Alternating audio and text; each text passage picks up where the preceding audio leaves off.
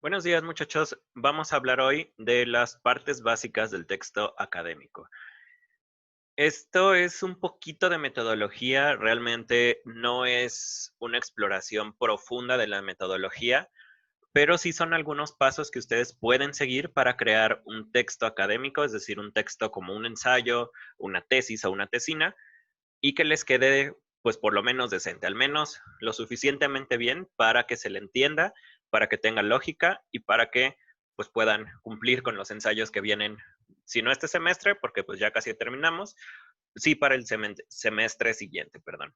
Em, Cosa importante, vamos a hacer un ensayo entre todos, un texto académico básico entre todos.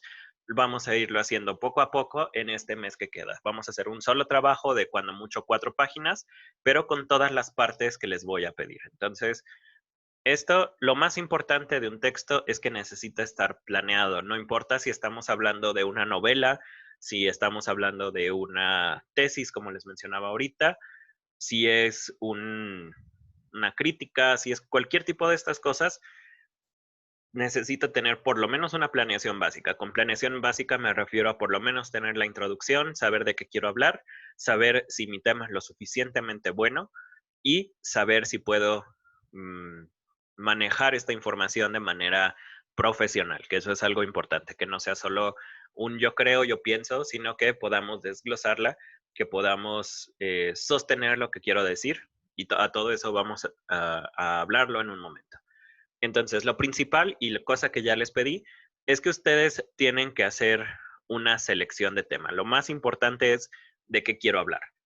Una vez que ya tenemos definido el tema, vamos a pasar a la siguiente sección, ¿no? O el siguiente paso que está todavía dentro de este primer paso básico, que va a ser hacer una lluvia de ideas, hacer una hipótesis, generar ideas. Esta es la primera parte. Vamos a decir, bueno, quiero hablar de el universo, ¿no? Porque veo las estrellas atrás.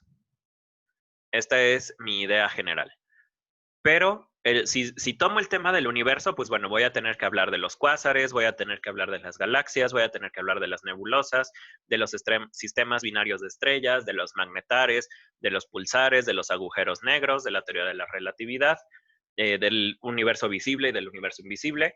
Y cada uno de estos temas, pues tiene un montón de subtemas, ¿no? Como cuáles son los pasos para que una estrella roja, por ejemplo, o una gigante roja se vuelva un agujero negro, cuáles son los pasos para que se forme una supernova, cuáles son los restos de la supernova, cuántos tipos de magnetares hay. Son muchas cosas, ¿no? El punto es un universo de información, pero no puedo hablar de todo esto en 3 páginas, o lo puedo hacer, pero solo lo voy a mencionar. Entonces, lo mejor o lo ideal es decir, bueno, quiero hablar del universo, ese es mi tema general, eso les digo, esto fue lo que les pedí yo para que avanzáramos en este tema, pero como ven, este tema es muy amplio. Todo, y de hecho, cada uno de los temas que ustedes me fueron comentando es muy amplio. Entonces, lo siguiente que les voy a pedir es que esto lo recorten un poco. Entonces, quiero hablar del universo, pero ¿qué parte del universo? Bueno, quiero hablar de los tipos de galaxias.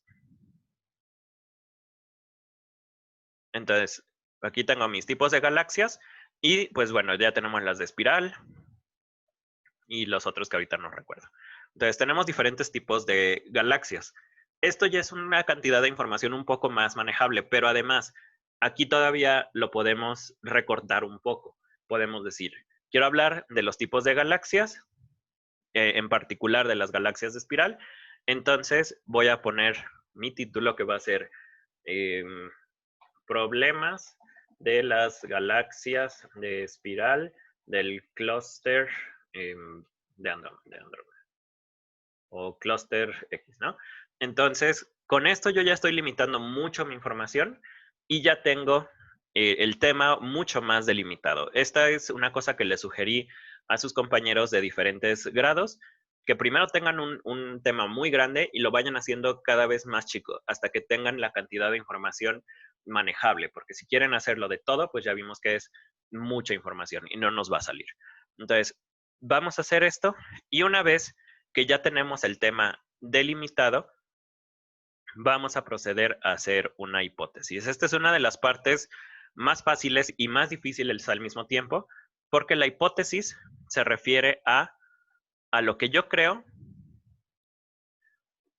que va a salir como resultado de mi investigación, a lo que creo antes de investigar, o si yo ya conozco un poco del tema, ¿qué creo que puede pasar con esta información? Por ejemplo, em, si estoy hablando de, por ejemplo, alguien me puso del fútbol, ¿no? Del fútbol entre el 2006 y el 2012, por decir algo, ¿no? Ahorita no recuerdo si me puso exactamente eso. Entonces, esto ya es un tema bastante delimitado, pero ¿qué quiero sacar de ese fútbol? A lo mejor mi estudio es psicológico y puedo decir condiciones psicológicas de los campeones. A lo mejor iban confiados o lo que sea. Entonces, mi hipótesis tiene que ir pues relacionada o ligado a esto que estoy diciendo. Entonces, mi hipótesis sería, los jugadores, los campeones, estaban descansados. O sea, tiene que ser algo muy breve, muy chiquito. La hipótesis tiene la característica de que necesita ser tiene que ser muy sintético. Esta hipótesis, aunque es a lo mejor muy tonta o muy básica, me va a permitir después hacer las preguntas de investigación, que va a ser lo siguiente de lo que vamos a hablar. Bueno, lo vamos a hablar en el paso 5. Una vez que ya tengo mi hipótesis, que ya tengo el tema del que quiero hablar, bueno, necesito saber a quién se lo voy a dirigir, qué tono va a tener, si va a ser algo personal, si se lo voy a dirigir a un amigo, por ejemplo, o si va a ser algo profesional, lo quiero mandar a una escuela o a un concurso. Bueno, una vez que elegimos que es un tema que me gusta y que se lo quiero contar a un amigo, bueno, ya sabemos que es un texto informal, podemos decir groserías o podemos decir lo que ustedes quieran, siempre y cuando el objetivo sea convencer o informar a otra persona.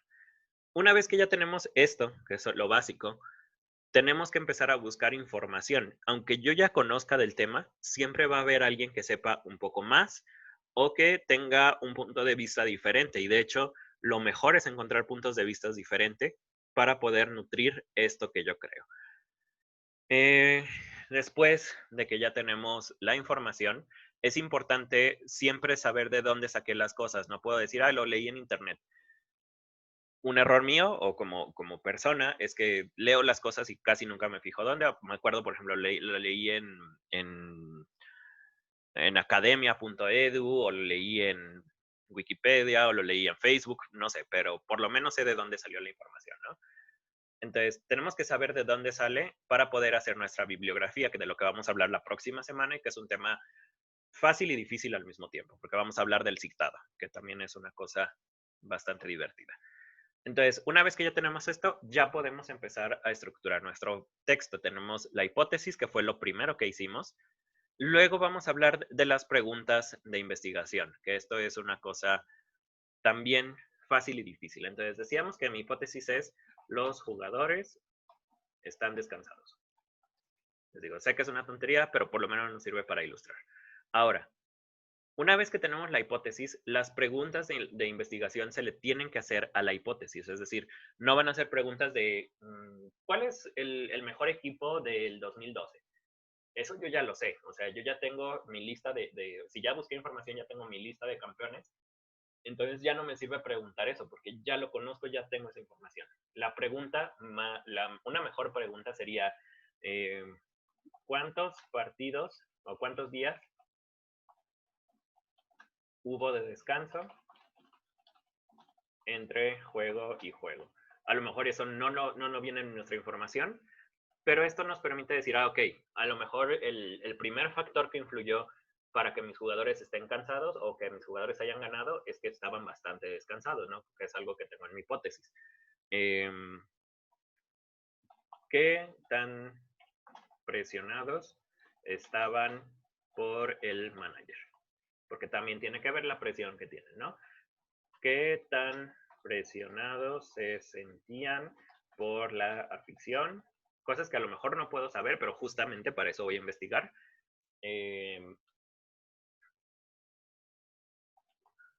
¿Cuánto era el premio en efectivo que recibiría el campeón. Entonces aquí ya tengo 1, 2, 3, 4 y me faltaría una, pero vamos a dejarlo así.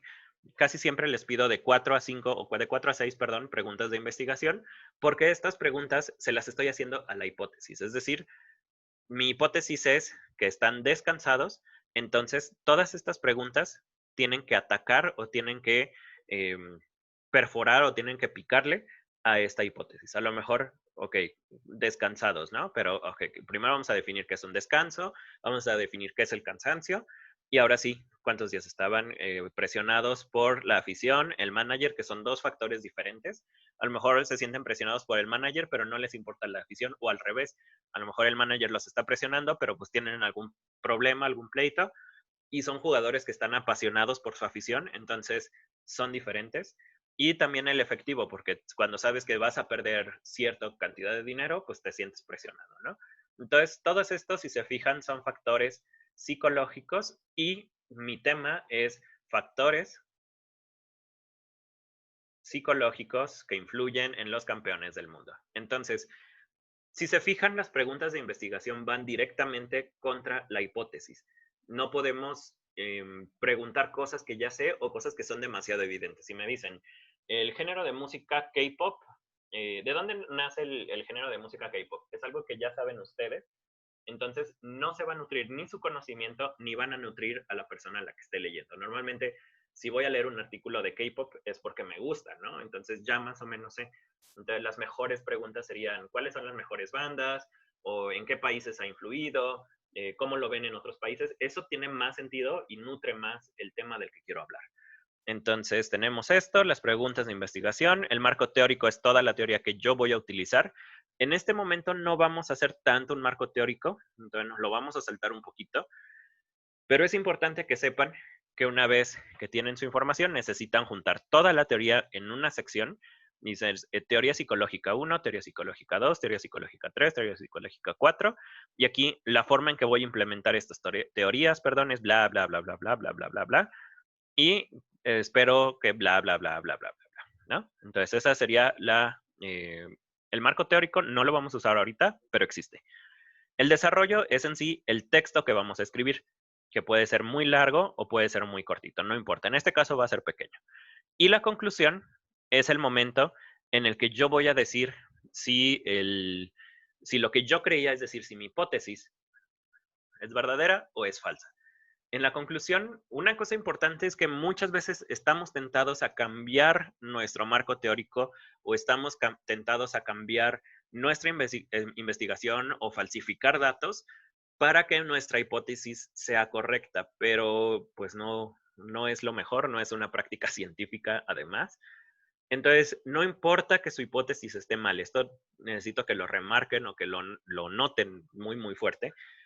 Si la hipótesis está mal, ustedes están consiguiendo información para ustedes, información para las siguientes personas que investiguen el mismo tema o un tema parecido, y la ciencia se va construyendo a través de hipótesis negativas hasta que encontramos hipótesis positivas. Entonces, si está mal su hipótesis, no importa, es un trabajo que es válido. De hecho, es mucho más válido una hipótesis errónea a una hipótesis falsa. Una hipótesis falsa puede caer en daño a la materia en la que estén hablando. Por ejemplo, toda la cuestión de los anti-vaxxers o la gente que cree que las vacunas causan autismo surgió de un ensayo plagiado, no plagiado, más bien falsificado, en el que la persona recibió mucho dinero por parte de las compañías farmacéuticas para falsificar la información y darle en la torre a un competidor. Entonces, a partir de esa mentira se han muerto muchos niños por enfermedades prevenibles. Y en México, por ejemplo, hay una,